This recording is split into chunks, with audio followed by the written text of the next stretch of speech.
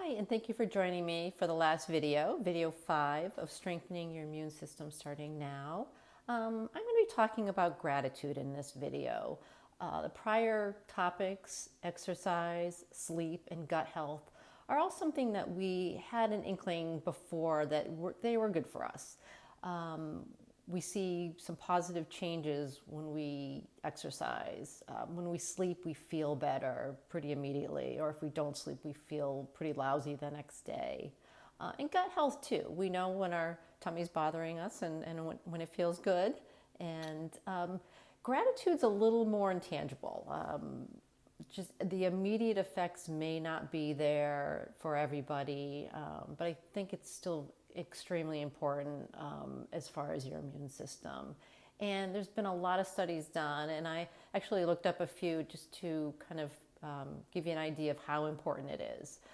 In 2003, there was a study done, and I'm going to quote off this page. It found that gratitude was a major contributor to resilience following the terrorist attacks on September 11th. Recognizing all that you have to be thankful for, even during the worst times, fosters resilience. Super important for our immune system. Another one in 2012, grateful people experience fewer aches and pains and report feeling healthier. Not surprisingly, grateful people are also more likely to take care of their health. They exercise more often and are more likely to attend regular checkups, which is likely to contribute further longevity. And the third one that I thought was pretty interesting was gratitude reduces a multitude of toxic emotions, from envy and resentment to frustration and regret. This is Robert Emmons, and his research confirmed that gratitude effectively increases happiness and reduces depression. And with these studies, as you can imagine, there's not a lot of tests that a traditional doctor is going to look at and say, oh, this is it, gratitude has strengthened your immune system. But if you, as I read, it's going to make you happier, it's going to make you exercise more. So everything's connected. If you're sleeping better, you could have more energy to exercise. If your gut is healthy, you have more, the ability to exercise. With gratitude also, the happier we are and the more grateful for our lives and our bodies, we will tend to take better care of ourselves. So what is getting in the way of feeling grateful? There's a couple main reasons I believe that are worthy of highlighting. And one is we are not, we're not just built to feel grateful. We are really built to look for danger. It's in our DNA. It goes back to caveman times and I guess earlier, where we're always looking for that saber-toothed tiger. And now with the pandemic, it's we are looking for what's going to happen next, what's going to be taken away from us. So we are kind of have that mindset that's in there. I do see a lot of people though starting to really, now that they've taken stock and have lost some kind of privileges that, as far as even like going out to a restaurant that we had, we're really seeing more of what we should be grateful for, and that is kicking in, which is, I think, phenomenal.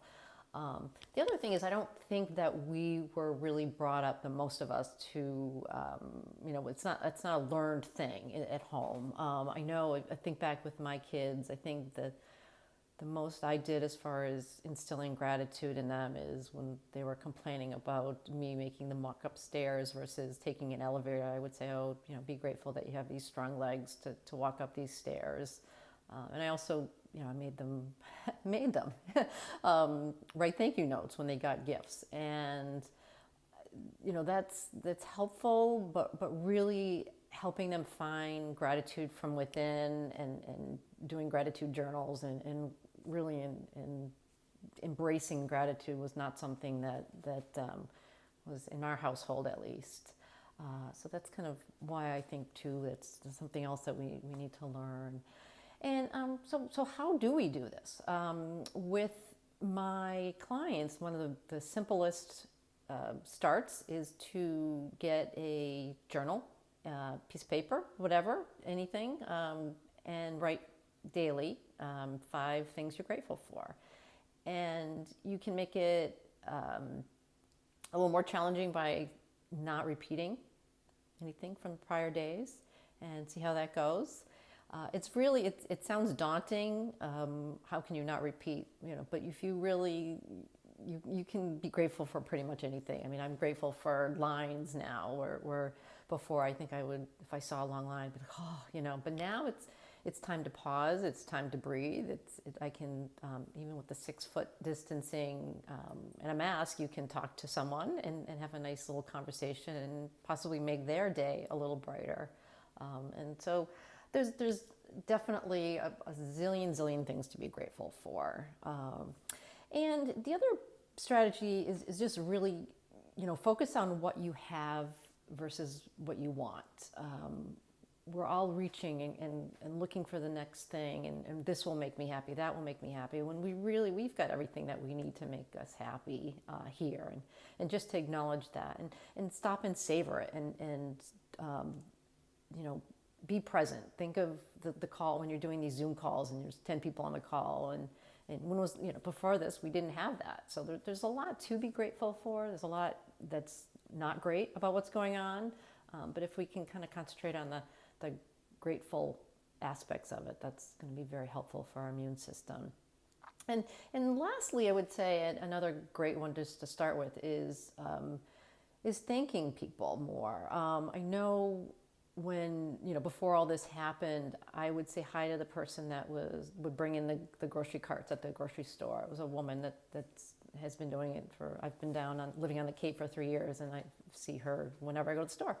And I'm now thanking her. I used to say hi, and now I say thank you, and that's new. And I hope to carry that on and to really make sure that I am grateful for the people that make my life a lot easier. So that's gratitude. Again, it's one of those things where you will build on it, and it will just take over, and you will think about I was in a car accident, and I was just grateful for being alive and not being hurt, and my car was totaled, but I didn't complain about that because everybody that was involved was okay. So just work on just getting it into your life, and I'm telling you, it's a game changer for sure. So that's gratitude.